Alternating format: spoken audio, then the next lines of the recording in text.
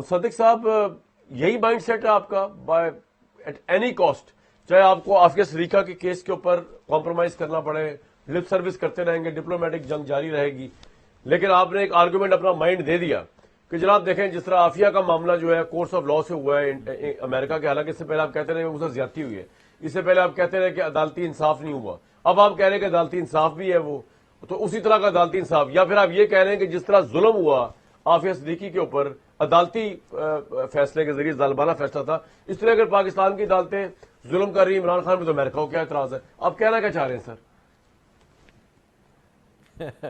یہ تو آپ نے اپنا مائنڈ سیٹ دیا، ہمارا مائنڈ سیٹ تھوڑی آپ نے پڑھا ہے، لیکن اچھا پڑھا ہے. آئی مین مجھے میں نے وہ ساری بات سنی تھی، لیکن جو آپ نے انٹرپریٹیشن دی ہے بس یہی بات میرے ذہن میں نہیں آئی تھی. مگر آپ کا ہمیشہ بڑا ایک تیکھا انداز ہوتا ہے، بڑے اچھے انداز ابھی آ گئی نا، ہمارا کام ہی یہ ہے کہ آپ کو منڈے کو بلا کے انٹرپریٹیشن دیا کریں. نہیں ماشاء اللہ،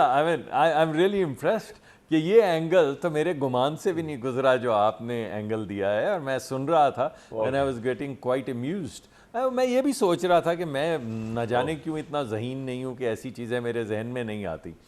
دیکھیں میرے ذہن میں تو بڑی سمپل مائنڈڈ سی چیز آئی تھی، اور وہ یہ تھی کہ پاکستان عافیہ صدیقی ایک امریکی پروسیس کے اندر جوڈیشل پروسیس میں چل رہی ہیں، اور پاکستان مسلسل جیسا کہ آپ نے اپنے ابتدائیے میں بتایا ہے ان کے لیے ریپرزنٹیشن کر رہا ہے.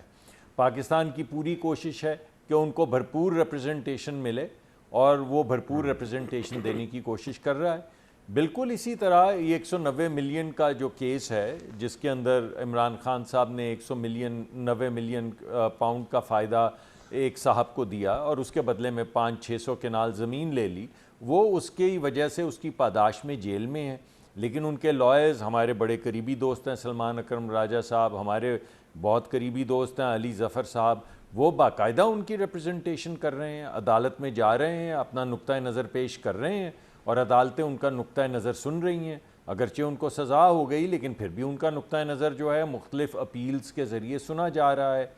تو اس وجہ سے